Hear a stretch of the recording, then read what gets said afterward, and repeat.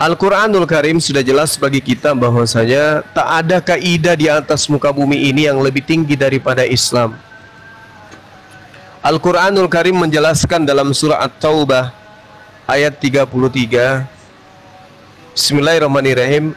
Huwallazi arsala rasulahu bil huda wa dinil haqq liyuzhirahu 'alad dini kulli walau karihal musyrikun.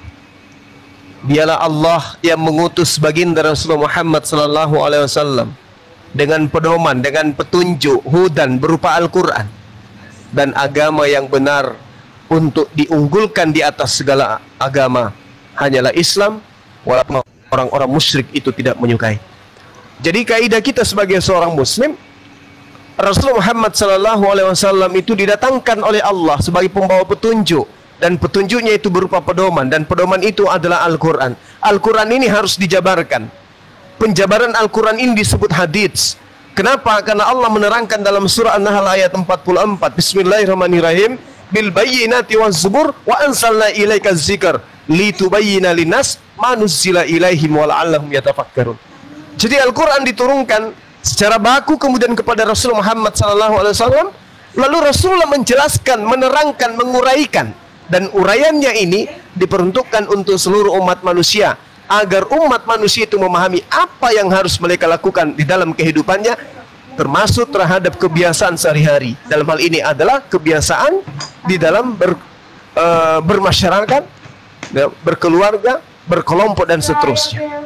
Jadi kalaupun kemudian ada sekelompok dari umat Islam yang melakukan kesyirikan, berarti dia sudah menyalahi daripada kaidah Islam itu, menyalahi daripada peruntukan Rasulullah Muhammad SAW itu diutus. Padahal Allah Subhanahu wa taala mengatakan, "Wa abudullah wa la tusyriku bihi syai'a."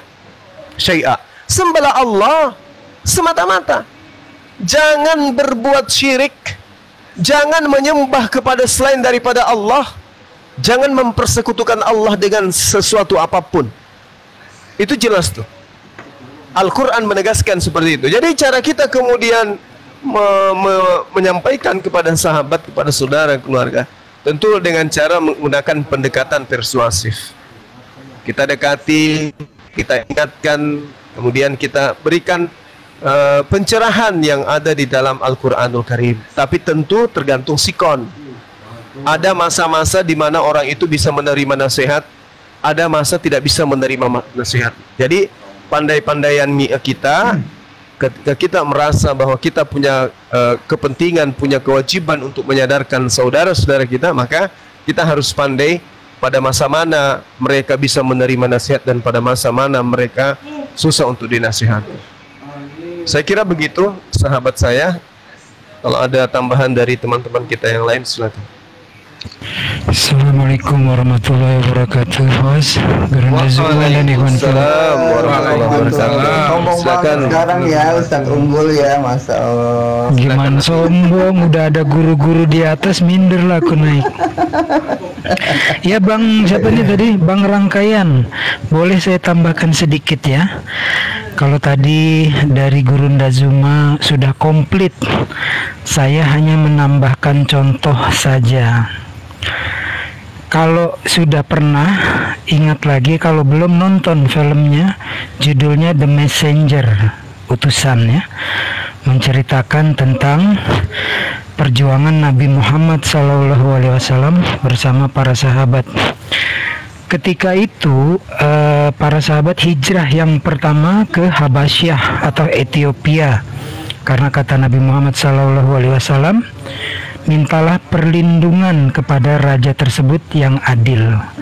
Raja ini bukan orang Islam ya. Nah, di dalam perdebatannya waktu itu Amr bin As radhiyallahu an belum Islam, masih kafir.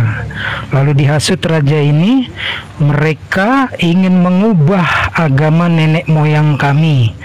Tuh ya. Nabi Muhammad bukan semata-mata mengubah kebudayaan dari para leluhurnya, tetapi kesalahan akidahnya, mereka tuh udah kenal Allah. Kafir Quraisy sudah mengenal Allah, kan ada di Al-Quran. Kalau ditanya siapakah yang menciptakan langit dan bumi, jawab mereka Allah. Yang menurunkan rezeki hujan, Allah, jawab mereka. Tetapi dalam peribadatannya mereka menyekutukan, musyrik, syirik dan sebagainya. Sekarang masuk, saya orang Jawa ya. Di pulau-pulau yang lain ketika Islam disebarkan, contohnya Aceh, langsung serambi Mekah ya, turun ke selatan, Sumatera Utara, Sumatera Barat dan seterusnya. Tetapi di Pulau Jawa butuh 9 wali atau wali songo. Kenapa? Karena ajaran Hindu dan Buddha sudah sangat-sangat melekat di hati sanubari orang Jawa, sehingga dibutuhkan 9 wali. Satu lagi yang khusus, wali songo, pendekatannya dengan gamelan kebudayaan. Masjid waktu itu bukan buat sholat, tapi gamelan di dalam masjid. Beliau ajarkan tentang Islam. Saudara-saudaraku, masjid bukan tempat untuk bermain musik, tempat untuk ibadah. Yuk kita geser ke teras. Setelah makin kuat, digeser lagi. Karena pada saat itu orang belum bisa baca tulis, dan media untuk pengajaran yang cocok pada saat itu adalah dengan wayang.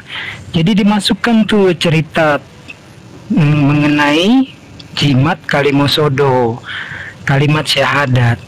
Apakah salah? Kalau ukurannya zaman sekarang salah, tetapi pada saat itu keimanan orang-orang belum ada gitu. Nah, perjalanannya ketika saya masih kecil, pejabat-pejabat mau bangun gedung, stone breaking atau nanam batu pertama tuh, menanam kepala kerbau. Orang mau naik atap pakai bendera merah putih, tebu, pisang setandan, segala macam itu ditaruh di atas. Buat siapa itu? Kan begitu ya. Jadi perjalanannya wali songo itu nggak berhenti, estafet. Sekarang kita yang membersihkan hal itu. Kalau saya di komunitas Jawa saya, antara yang muda dengan yang golongan sepuh atau tua, itu repot. Kalau kita bilang jangan lagi nonton wayang, wah geger, seluruh Jawa pasti akan geger ya. Tetapi yang paling penting kita ingat di sini, kita duluin. Saya tidak akan mau lagi mengikuti budaya-budaya yang tidak, bahkan bertentangan dengan akidah Islam, itu saya tinggalkan. Tapi kalau mau approach, cari gantinya. Pernah waktu itu saya beberapa kali ada orang-orang bilang mau naik atap lalu mengadakan ritual-ritual yang bukan ajaran Islam. Saya bilang diganti saja Pak, undang anak yatim, mampunya 5 ya 5, mampunya 10 ya 10. Nah itu bisa tuh masuk. Jangan langsung menuding, wah ini bukan ajaran Islam, sesat begini. Pada timingnya ketika tidak tepat hanya menimbulkan kebencian, kemudian mereka malah makin tersesat. Berikan approach yang baik, dan yang paling penting ada alternatif. Jangan lakukan itu, tapi lakukan ini. Metodenya pendekatan yang baik, karena perintah Nabi Muhammad, berdakwalah dengan hikmah. Jangan ditakut-takuti, tapi gembirakanlah. Jangan disusah-susahkan, tapi mudahkanlah. Nah, mudahkanlah ini yang orang sering kepleset. Mudahkanlah bukan berarti ngegampang-gampangin gitu. Ini masalah dalam approach saja. Saya kira gitu tambahan contohnya. Thank you Bang, standby lagi. Iya, makasih. Makasih Bang, itu rangkaian. Terima kasih banyak. Iya. Udah paham. Cuma di kampung saya tuh terlalu banyak adat-adat yang melanggar syariat Islam, yang menduakan Allah, terlalu banyak. Cuma nak menegur tuh yang saya rasa macam tak boleh go. Sebab saya kurang ilmu ke atau apa ke, cara nak menegur dia tuh ya menegur yang lebih sesuai tu saya tidak tahu lagi macam tu.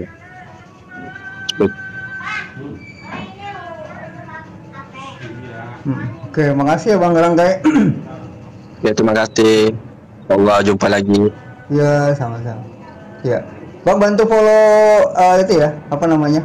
Subscribe-nya Bang Gurunda Juma sama punya siap. hostnya juga nih. Hendrawan Sudah. bin Saad. Sudah. Makasih ya Bang Rangkai ya.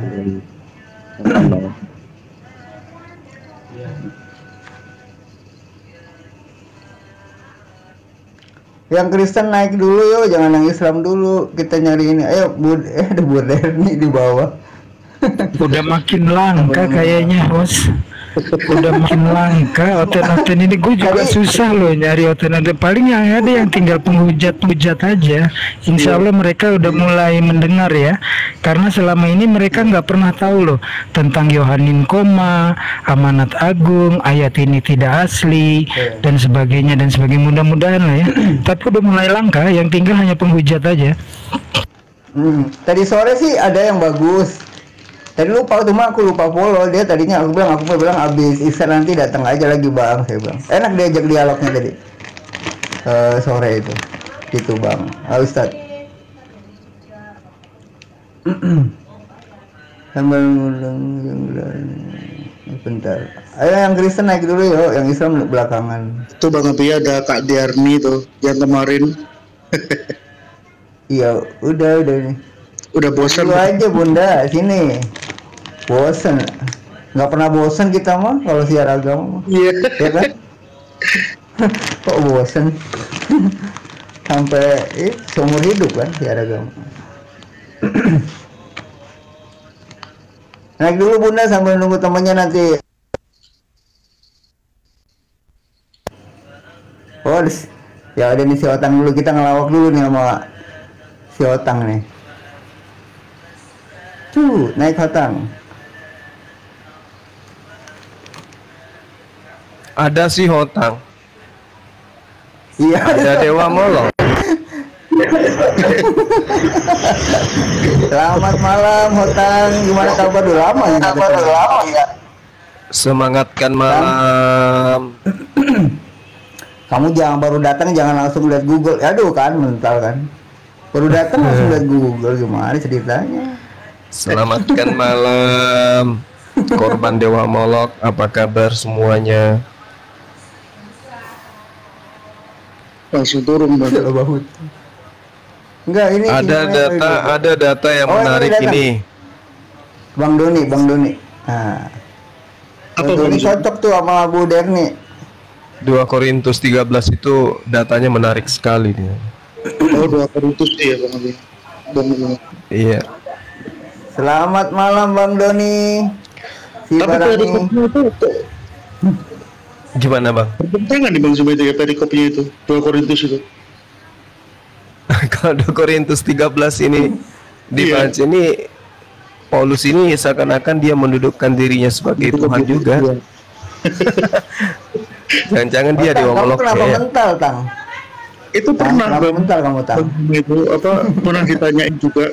Tapi baca dong perikopnya tuh. Billy tuh Bang Zuma yang udah bahas itu. Terus ke Justru kalau dibaca parah. akhirnya ke bahasa Ibrani. Waduh, kok bahasa Ibrani pula ini orang. Ini beda ayatnya. Iya betul. Bang Doni, selamat malam Bang Doni. Kok di mute? Kita dialog nih dialog santai kita, Bang Doni. Biasa kan ketemu sama Abang Juma kan? Tang, buka dong mic-nya. Itu bos. Ya kita Oh iya, gitu. Selamat malam, Selamat Bang malam. Doni. Selamat malam Bang Hotang. Bang Hotang ada yang mau didiskusikan atau ditanyakan dengan Abang Juma? Silakan. Nggak ada mau dites, semua baik-baik saja dan bernapas dengan anugerah Allah Subhanahu wa taala. Sehat dia, malam ini sehat. Sehat ya. Aku kasih bola dulu kau ya biar Iya semangat lagi ya, makan semangat malam goreng kau ya. nih. Iya lagi Oh, makan gitu, goreng itu. di sambal. Iya. Begitu. Yang bilang makan ikan goreng. Nggak ada Ada. Tuhan Nggak ada, saudara bilang. Kristen aja makan ikan goreng. Iya, masa dilarang? Kalau dilarang biar makan babi goreng. Bangke Ya, itu bilang. Itu Otang, Ya, orang pada itu. ketawa yang bawa teman kau itu Otang, yang bawa pada ketawa itu. Bang Doni, ada yang mau dialogkan silakan dengan abang. Bang Juma ya. Ayo, Iya, Bang Juma, ayo kita berdoa untuk SEA Games Indonesia biar menang. Bas yang gitu-gitu aja. Biar agak dewasa kita. Ya kan? Ini masalah pribadi Bang Juma. Kayaknya itu dari kenapa sih umat Muslim bosannya daging babi itu dilarang gitu? Apa memang dari segi kesehatan atau dari segi Kau mana ya? terlalu tinggi kali pertanyaanmu. Gitu-gitu aja pertanyaan. Entar dulu Otang, biarkan abang Doni dulu yang ngomong. Masalah babi kan gitu. Itu pertanyaan anak SMP tuh. Ya Apa itu? Kita bahas dulu lah, kenapa gitu loh? Mungkin Apa akan pertanyaan? Goreng dulu kan makanya yang berkeras. kira-kira Bang Bang Doni Juma itu teman ada kau. dalilnya atau Iya. gimana? Apa Iya, itu? Bang Doni ya, silakan. Perihal larangan babi Bang- itu loh. Bang Juma mau dengar anakku nangis, dengar dulu. Ini pas kota sekarang dibahas dia tadi. Di situ belum ada anaknya. Entar dulu Otang. Belum ada mentalnya, badan besar tapi tidak mau nikah. Ini Udah besar anakmu rupanya. Ada cewek. Enggak, bukan masalah ceweknya bro. Ya, biar aku menikah sama Mentalnya dia. harus gitu. Jangan mental itu saya dibahas-bahas. Dibahas-bahas gitu-gitu aja. Halal kah? Halal kenal. Coba kita bahas apa ini? Kalau begitu nggak boleh. Ini bahas ini nggak boleh bahas. Bahas apa ini bang? Bahas Boleh, boleh, Bang Doni, boleh. Kita Bang Doni. Bahas Jangan Dewa Molok. Teman. masalah pribadi. Iya, iya, iya. Janganlah dibawa masalah pribadi. Kita diskusi santai aja. Ya, maksudnya Yesus pribadi itu dibahas. intinya jangan nyerang pribadi. Iya. Yesus pribadi juga itu. Aduh, cuman ya kita ini. Lama nggak sekolah nih. Yang kita bahas itu ini persembahan yang dipersembahkan kepada Itu kan pribadi Tuhan. juga itu. Apa? Ini kalau kita bahas di bawah kayaknya nggak bisa nih Bang Juma. Gimana gimana? Coba lah dulu dari mana lah Bang Juma bosannya mengatakan Dewa Molok terus. Suaranya itu loh, suaranya Bang Doni agak tenggelam. Bang Doni agak semangat coba silakan. Mungkin kan Aku dekat kali. semua yang ngomong ini. Utang, cerita sejarah aja Utang. Aku pengagum sejarah leluhur Batak.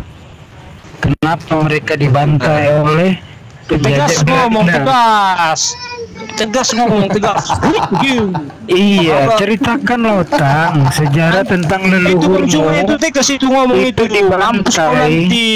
sama orang-orang Kristen itu gimana ceritanya Tang? Itu Tang.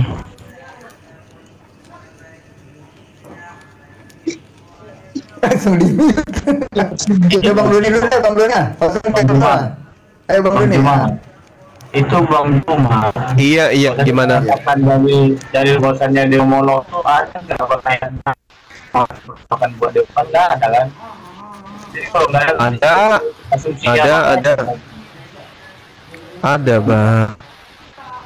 di mana?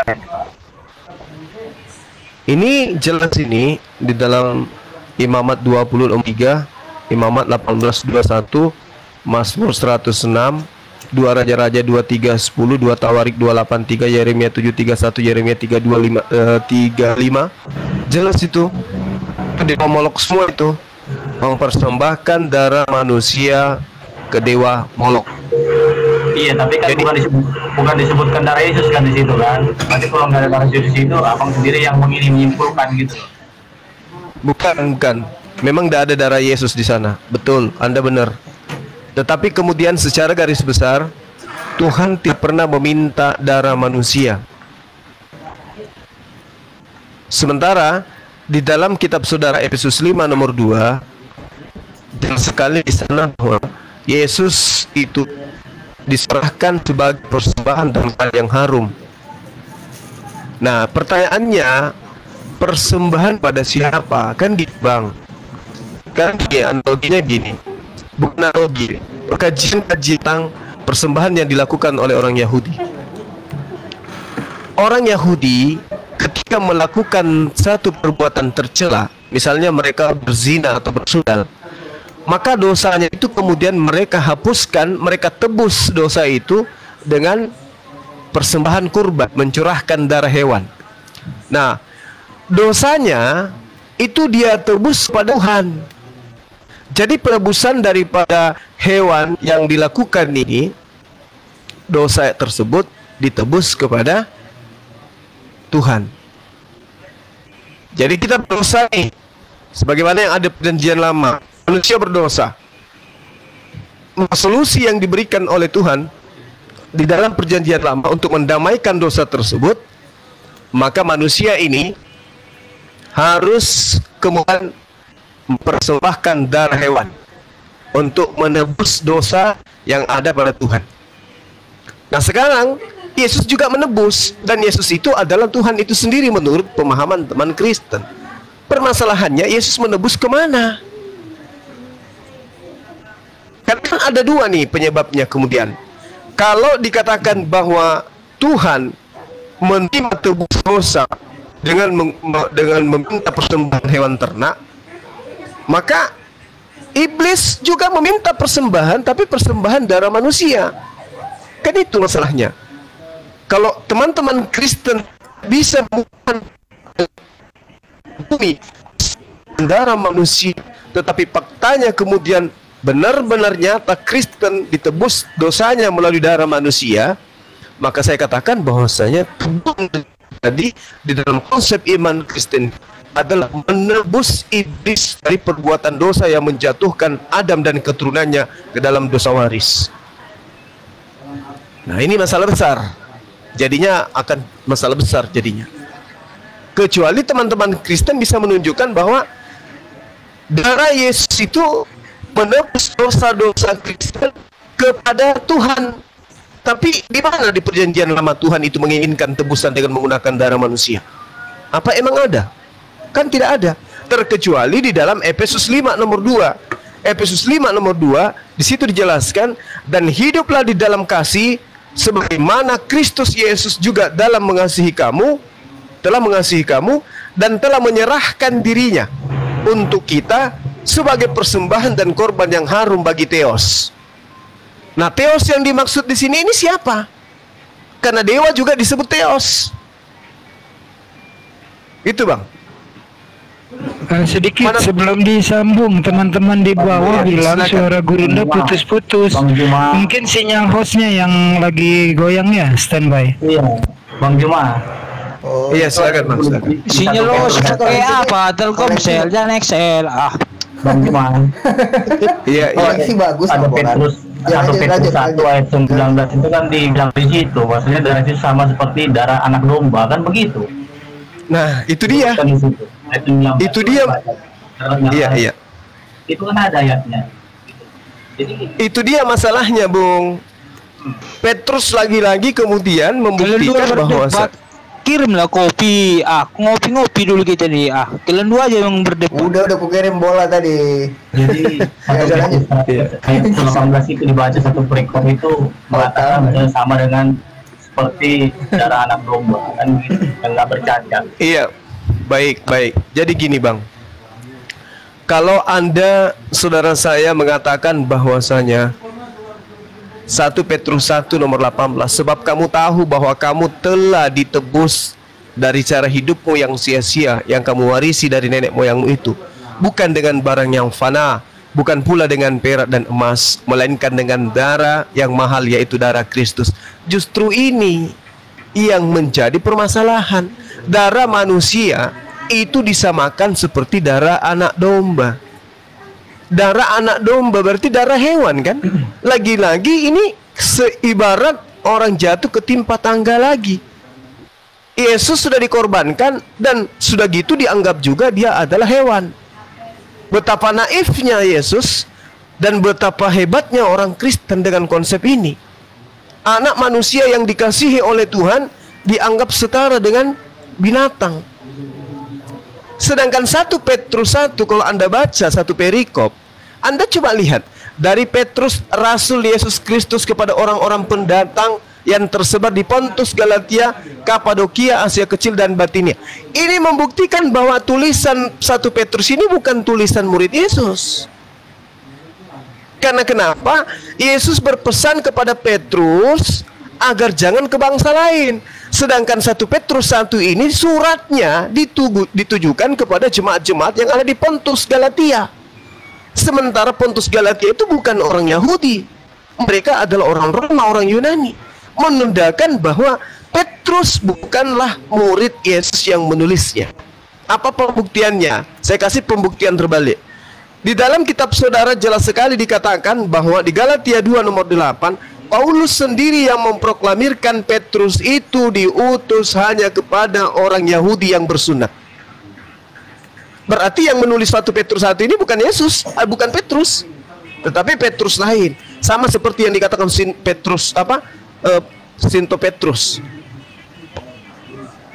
Itu bukan dia, bukan Petrus muridnya Yesus, bukan. Coba kita lihat di dalam Galatia 2 ya, Galatia 2 nomor 8. Oleh karena ia telah memberikan kekuatan kepada Petrus untuk menjadi rasul bagi orang-orang bersunat, berarti orang-orang Yahudi. Dan aku Paulus juga diberi kekuatan untuk orang-orang yang tidak bersunat, berarti Romawi dan Yunani. Paulus Romawi Yunani, Petrus untuk Yahudi. Sementara 1 Petrus ini menulis untuk orang-orang di luar Yahudi, berarti ini bukan tulisan Petrus murid Yesus.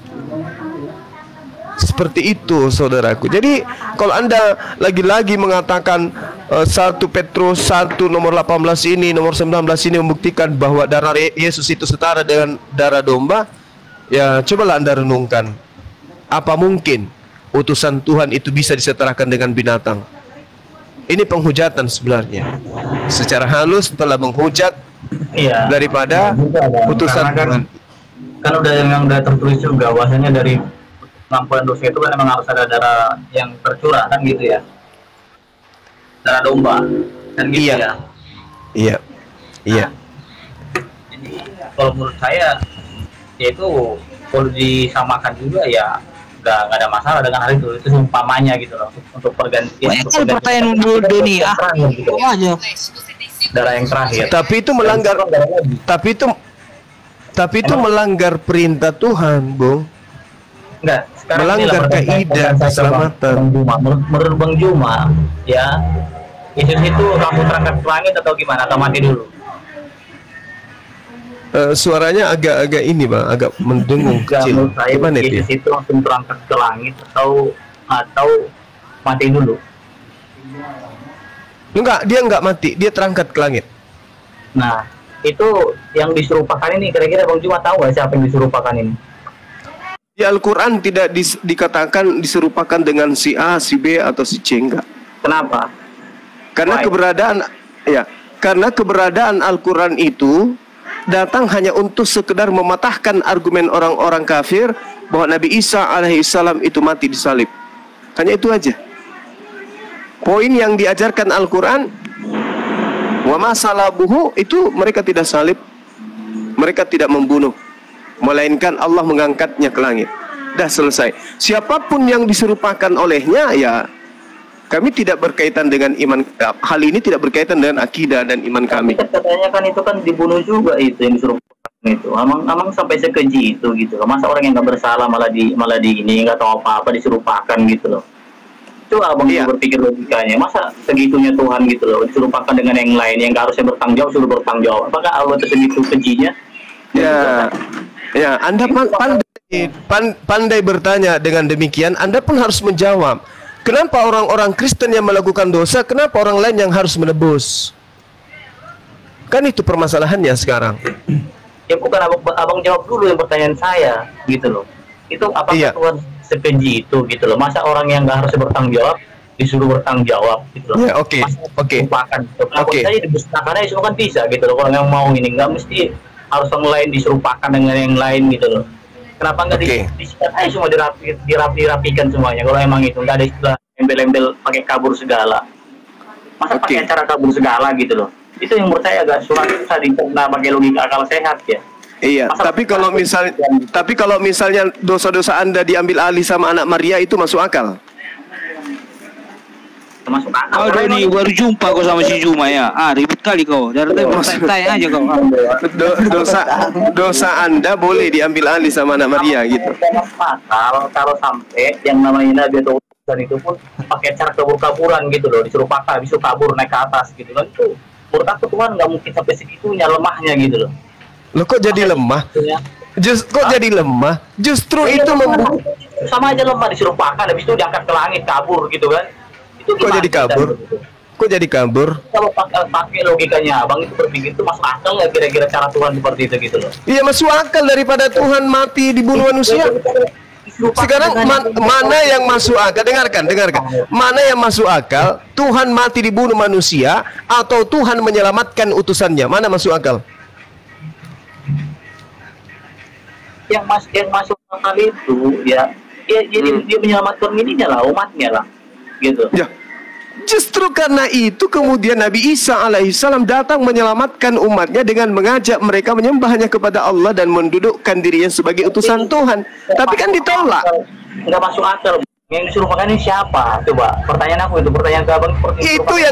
Itu yang tidak masuk akal menurut saudara. Tapi apakah masuk akal ketika Tuhan dibunuh? Apa nggak ditulis aja di situ gitu loh? Kalau memang siapa? Gitu, itu maunya saudara. Itu maunya saudara. Gimana pula? Oke. Coba saudara. Ya, Yesus itu bukan Tuhan ya. Coba saudara, saya kasih data supaya Anda itu mungkin bisa kasih nutrisi kepada akal Anda. Amsal 21 nomor 18. Orang fasik dipakai PA kita ini Bang Juma, PA ya, pendalaman Alkitab ya. Iya, betul. Pendalaan ini terapi akal sehat. Orang fasik PA ini ya. Orang fasik dipakai sebagai tebusan bagi orang yang benar dan pengkhianat sebagai ganti orang yang jujur. Kan gitu, Bang. Nah, sekarang ada nggak di antara murid Yesus itu yang berkhianat? Ada. Apa susahnya bagi Tuhan pencipta langit dan bumi menggantikan Yesus dengan yang pengkhianat ini? Ini dalil Amsal 21 nomor 18. Ini nggak bisa dibantah ini. Orang fasik dipakai sebagai tebusan bagi orang benar dan pengkhianat sebagai ganti orang jujur. Itu satu. Kedua, Bang Juma, saya potong dulu sedikit dulu. Jangan langsung dua. Ya. Dulu. Jadi gini Bang Juma, kalau memang itu Yudas Iskariot yang diserupakan, ya pasti orang tahu Yudas Iskariot itu siapa. Ini kok bisa jadi diserupakan, kok jadi tiba-tiba jadi dibuat mirip. Sekarang itu Yudas Iskariot mati jelas gitu loh. Dia mati bunuh diri, lompat ya. Itu ada sampai hari ini masih ada makam darah namanya, tanah darah. Jadi itu nggak mungkin gitu loh. Bang Doni, capek kok ngasih paham Doni. Aduh. Gak usah capek abang gitu. Kita kan orang Batak, jangan mau abang kayak gitu. Udahlah. Gimana? Nggak mau paham orang itu. Tengok di bawah itu, tebing-tebing gitu. Hancur kita dibuat. Kita ini kan jadi sumber kita ini Bang Doni. Bang, bawa aja lawak-lawak. Main lawak-lawak aja kita. Udah 3 bulan gitu itu aja bahasannya. Ini cuma lawak-lawak ini. Emang Tuhan selemah itu pakai acara ini karena bisa kabur bawa ke atas, caranya nggak masuk akal gitu. Aku begitu, nggak logika. Kalau memang mau kayak gitu, sapu aja kalian. Mati kan? Iya. Lemah itu gitu, diserupakan. Habis itu dengan Yudas Iskariot juga ada kok gitu kan. Makamnya jelas, dia ini tanah darah itu nggak tunggu apa di sana. Kok tiba-tiba diserupakan dengan Yudas Iskariot? Kan orang bertanya-tanya, jangan-jangan itu Yudas Iskariot kemana kan gitu kan? Nah, tanya Yudas Iskariot juga ada pada saat itu. Itu nggak masuk akal Bang Juma. Oke. Menurut saya ya. Saya Al-Quran datang kemudian tidak mesti sesuai dengan akal Anda ya. Jadi ketika dikatakan Amsal 21:18, orang fasik dijadikan sebagai pengganti. Dan orang pengkhianat itu dijadikan sebagai tebusan gitu ya. Itu data, Bung.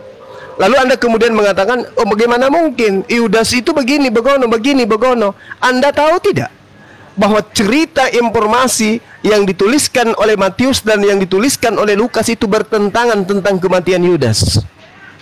Mana yang benar di antara keduanya? Matius 27 mengatakan gantung diri. Kisah Para Rasul 1 mengatakan bahwasanya dia mati secara tertelungkup dengan perutnya yang tertumpah keluar. Ini yang benar yang mana? Kontradiksi. Maka ambil yang netral. Apa netral itu? Bahwa pengkhianat kudu wajib mengganti. Itu yang pertama. Kemudian yang kedua, iblis berkata kepada Yesus di dalam Matius 4, jika engkau adalah anak Tuhan, utusan Tuhan, maka jatuhkan dirimu ke bawah, sebab ada tertulis bahwa Tuhan pencipta langit dan bumi akan mengirim malaikatnya untuk menatang engkau di tangannya agar kakimu tidak terantuk kepada batu. Dan ternyata betul ada tertulis di Mazmur 91 tertulisnya itu. Dan ternyata ketika kita membaca Mazmur 91, sedikit pun tidak ada celah bagi orang, apalagi iblis, untuk mencelakakan Yesus. Memang Yesus memang tinggal celakakan dia. Memang dicelakakan. Yesus tidak bisa dicelakai, Bung. Yesus tidak. Iya, buktinya Yesus dibunuh di tempat Anda. Itu dicelakai. Itu memang atas dasar memang ininya dia memang seperti itu gitu loh. Enggak bisa. Nubuatannya jelas. Nubuatannya enggak begitu. Nubuatannya tidak begitu, Bung. Yang Anda sajikan ini adalah ajaran, Bung. Yang Anda sajikan ini adalah sajian-sajian Paulus untuk mempersembahkan Yesus kepada dewa Molok. Sementara Yesus tidak mengajarkan itu. Ini Bang Jum. Itu dulu. Ya, silakan. Mau bilang tadi nggak bisa nggak bisa dia iblis segala macam. Emang nggak bisa lah. Mana bisa berkuasa atas dia gitu. Bisa. Loh, kalau memang buktinya Yesus mati dibunuh oleh tentara Romawi. Nah, iya benar, tapi kan atas memang ininya memang seperti itu, memang keinginan dia juga seperti itu, bukan dia nggak bisa ngelawan. Ini keinginan pemuja dewa Molok. Tapi Yesus tidak. Yesus berdoa untuk diselamatkan. Ibrani 5 nomor 7. Dan sebagai manusia dia telah mempersembahkan doa kepada Tuhannya agar diselamatkan dari maut. Dan doanya diterima. Dan atas ketaatannya doanya didengarkan. Dia diselamatkan dari maut, berarti dia tidak mati. Nah, di Mazmur 91, Bung, di sana dari data nomor 1 sampai data nomor 16 jelas sekali dikatakan Yesus tidak bisa tersentuh oleh malapetaka apapun. Sedangkan kematian dan pembunuhan itu adalah malapetaka. Pembunuhan itu adalah malapetaka. Ya enggak, salah Bang. Ya, bagaimana mungkin tidak? Sedangkan ketika Anda ditanyai, teman-teman Kristen ditanyai tentang nubuatan pembunuhan Yesus, itu ada di Mazmur di Yesaya 53. Itu bukan malapetaka. Kalau memang dia mau ini aja, itu nggak bakal terjadi juga bisa Bang Juma. Ya, betul. Anda pintar. Berarti bisa tidak terjadi. Kenapa harus terjadi? Saya tanya, kenapa harus terjadi? Kenapa pembunuhan itu harus terjadi? Emang ada Tuhan minta pembunuhan manusia untuk penebus korban dosa? Itu gitu loh. Jadi nggak usah diperdebatkan segala macam lagi. Itu sudah final itu Bang Juma. Iya, final untuk dewa Molok. Betul itu. Itu ke dewa Molok. Silahkan aja gitu loh. Kita juga. Memang itu faktanya kok. Tuhan meminta sepanjang sejarah perjalanan Nabi Musa alaihissalam bersama kaumnya, sama sekali tidak ada indikasi persembahan manusia kepada dewa, kepada Tuhan. Kok tiba-tiba muncul di abad pertama ada persembahan manusia kepada Tuhan? Tuhan yang mana? Dasar pijakan sumber dalil yang menguatkan persembahan darah manusia itu kepada Tuhan itu di mana dalilnya? Nggak ada.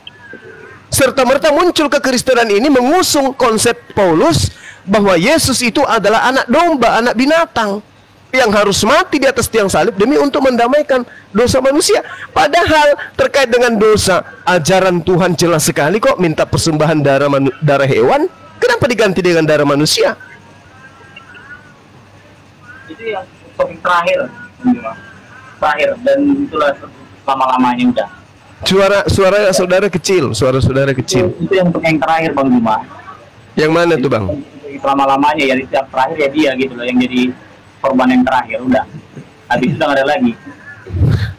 Itu Bang Juma. Itu nggak bisa, Bung. Nggak bisa Anda menggantikan korban yang kemudian dijadikan sebagai korban terakhir adalah manusia. Nggak ada dasarnya. Nggak ada dasarnya. Kenapa? Yesus sendiri di dalam Matius 8:44 meminta kaumnya, pengikutnya untuk mempersembahkan darah hewan. Yesus loh. Boleh saya ambil bagian Ustadz Juma? Iya, silakan Pak Pendeta. Lulusan S3, silakan. Apa kabar? Selamat malam. Selamat malam. Saya senang sekali mendengar suara Ustadz Juma yang cetar menggelegar. Jadi sebutan anak domba harusnya tidak perlu diartikan bahwa itu anak binatang. Karena Ustadz Juma itu juga dikasih surat ternak. Apakah Juma ternak? Kan bukan. Juga dikasih surat sapi betina. Apakah Anda adalah sapi jantan? Kan bukan. Jadi kecerdasan itu perlulah diasah dengan baik, ya. Kemudian tentang korban itu nggak nyambung. Nyambung dong. Mana ya, ada bilang bahwa umat Islam adalah hewan ternak? Kalau di Bible kan jelas bahwa kalian menyebut dirinya domba. Ayo yang pintar dikit lah. Pintar dikit lah. Yang pintar dikit. Sapi betina, apakah kamu sapi betina? Siapa bilang sapi betina? Mana ada Al-Baqarah artinya sapi betina? Ini aja udah salah. Apakah anda sapi betina? Kan tidak. Ya, saya setuju. Apakah Anda domba? Ada tertulis loh. Iya. Apakah Anda domba? Iya. Apakah Yesus disebut ditulis anak domba? Boleh ganti-gantian bicara. Nah iya, makanya jangan masuk-masuk tiba-tiba berubah topik. Giliran saya dong bicara. Betul, tapi kalau nggak sesuai dengan tema, buang-buang waktu. Nggak usah cengeng kamu, Petro. Saya kan pakai sesuai temanya. Host, tolong saya kan. Saya mau meluruskan supaya kalian punya akal sehat. Ya, akal sehat itu bahwa memang dalam literatur itu selalu ada istilah-istilah yang harafiah, ada istilah-istilah metafora. Maka saya setuju surat An-Naml ini, surat binatang ini bukanlah diberikan kepada ternak atau binatang atau Anda dianggap binatang, bukan. Tetapi mungkin ada istilah metaforis mengapa Anda diberi surat binatang, surat sapi betina. Lalu ada tertulis anak domba. Anak domba itu siapa? Pernikahan anak domba. Itu anak domba siapa coba? Satu Pak, saya selesaikan dulu. Ya, dijawab dulu supaya membuktikan kamu nyambung atau enggak. Anak domba yang tertulis di dalam Bible itu siapa? Mulut mudi. Anak domba yang tertulis di Bible itu siapa? Baik, saya jawab Yesus. Satu persatu dulu. Iya, Yesus anak domba, kami domba-domba. Itu istilah Yesus, iya. Iya, kami binatang. Kami betina. Dengan logika yang pakai itu, berarti jumlah sapi betina. Emosi. Saya itu kebenaran.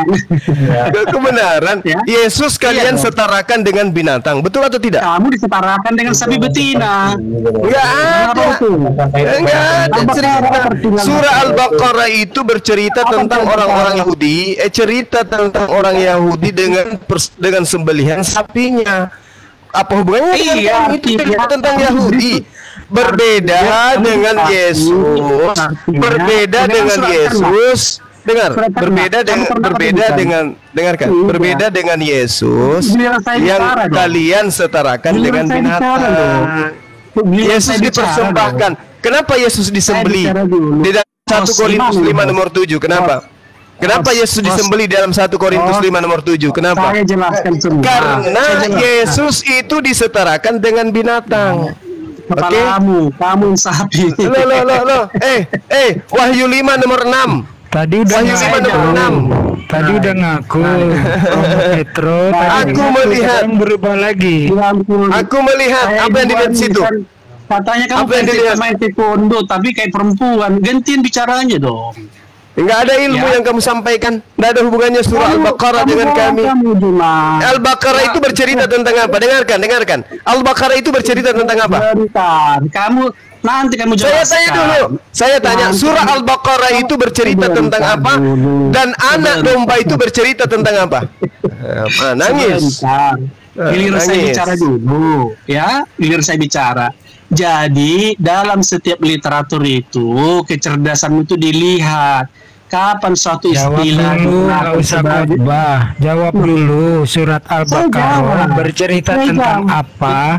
Anak domba itu siapa? Itu simpel itu aja. Baik, saya jawab. Jadi anak domba dalam kitab suci itu bila ditujukan kepada manusia tentulah maknanya metafora.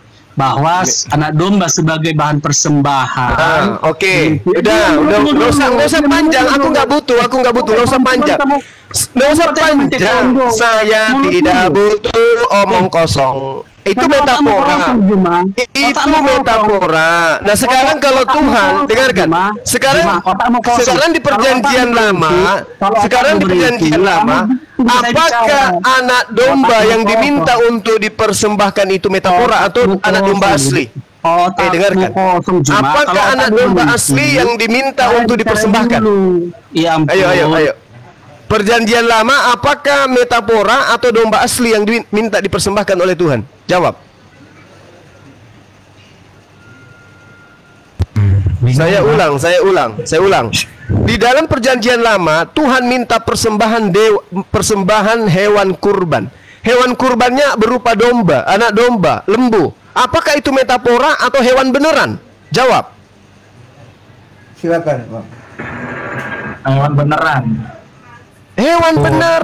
Doni jujur, enak ngobrolnya. Hewan beneran. Terus kenapa hewan ini disetarakan dengan Yesus dengan sebutan anak hewan? Kenapa? Ya karena memang kan darahnya harus tercurah, Bang. Gimana? Ya memang kan darahnya harus tercurah. Kenapa harus darah manusia sedangkan yang dicontohkan darah hewan? Ya memang dia kan udah ada nubuatan dia bakal akan mati kan? Di mana nubuatan itu? Di mana nubuatannya di mana?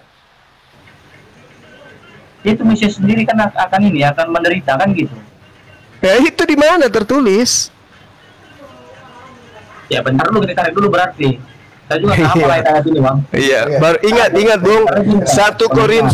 1 Korintus 5 nomor 7, dengarkan dulu. Buanglah ragi yang lama itu supaya kamu menjadi adonan yang baru, sebab kamu memang tidak beragi, sebab anak domba Paskah kita juga telah disembeli, yaitu Yesus. Masih kurang? Anda menyamakan Yesus dengan binatang, masih kurang? Hanya untuk menyenangkan dewa Molok, kalian menyetarakan Nabi Isa atau Yesus sebagai bagi tahun itu Bang Juma, aku protes itu. Kalau Bang Juma mengatakan dewa Molok itu ayatnya mana gitu. Jadi faktanya kalian mempersembahkan anak manusia. Dan untuk supaya menutupi bahwa dia anak manusia, kalian ganti anak manusia ini menjadi anak domba. Oke, kita dulu ya. Tapi gini, itu Bang Juma bisa menyimpulkan dewa Molok dari mana? Ada nggak? Karena hanya dewa Molok yang dipersembahkan dengan darah manusia. Lama, kan? Jadi ini kan iya sekarang, betul. Sekarang yang sembahan yang terakhir ini kan dari perjanjian baru, jadi nggak bisa disangkut pautkan, Bang. Loh, Tuhan Bani Israel tidak pernah minta persembahan darah manusia.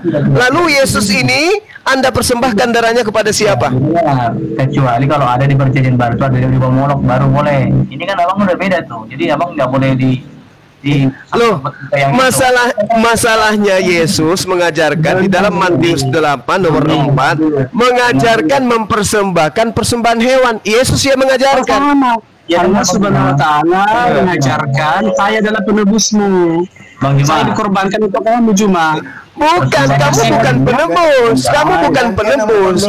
Kamu itu penghuni neraka. Kamu itu sudah kamu itu silakan. Kamu itu adalah penghuni neraka yang sudah ditetapkan. Gitu loh. Muslim 49. Doni, kamu diam dong, Doni sebentar. Saya Muslim 49 emosi dia lagi mabuk kali. Ya, saya itu penebusmu. Coba bacakan dalilnya. Apakah dosa-dosanya sudah diampuni atau belum? Coba. Baca. Apabila seorang muslim datang membawa dosanya sebesar gunung, lalu bacakan. Silakan. Hadis pemirsa Sahih Muslim 4969. Saya ini penebusmu, ya, katanya begini. Hadatsana Abu Bakri ban Abi Saibat. Hadatsana Abu Asis Usmu Antal Hatta Kecubung dia. Orang apa ini? Ngomong apa dia? Kecubung. Musa Rasulullah sallallahu alaihi wasallam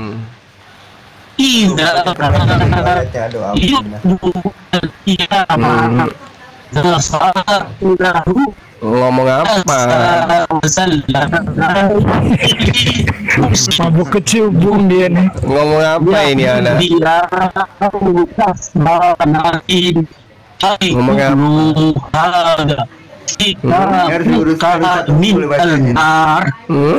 Lihat, kalau kamu punya otak kamu diam.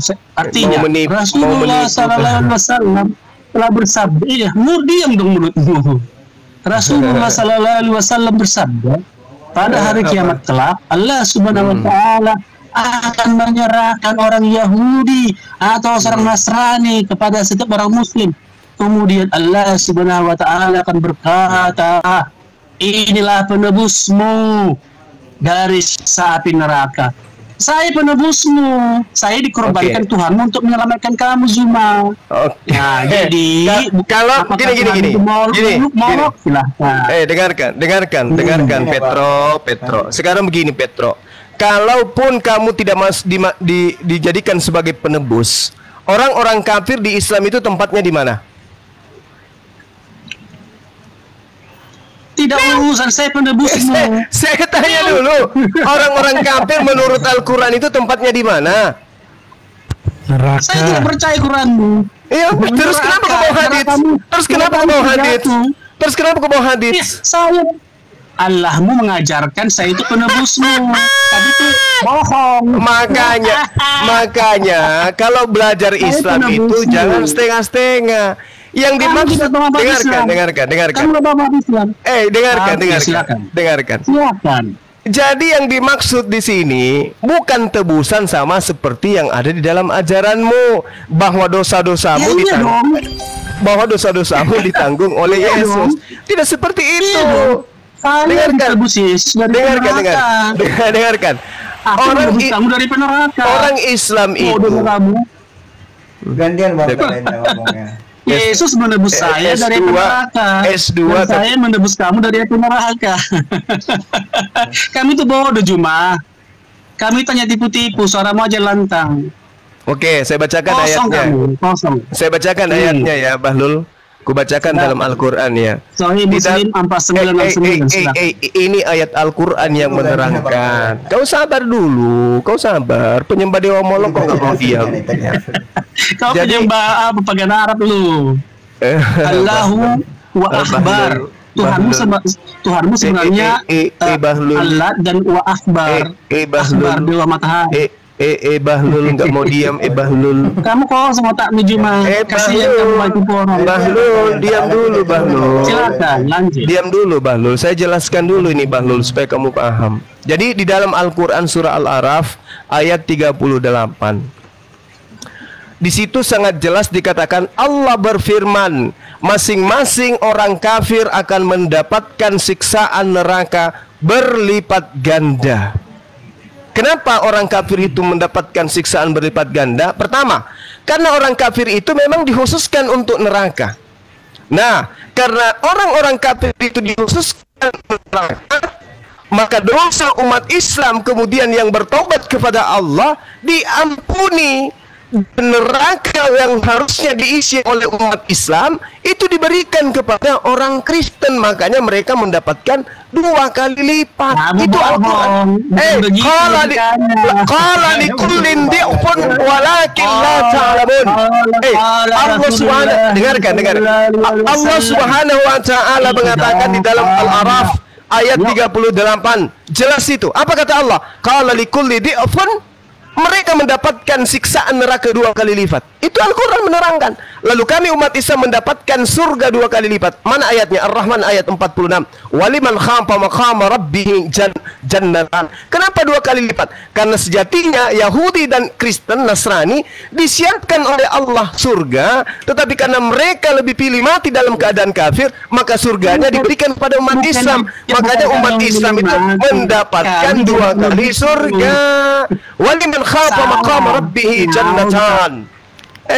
Orang yang masuk surga, umat Islam yang masuk surga mendapatkan 2 kali surga, 2 kali dia mendapatkan 2 surga. Itu umat Islam.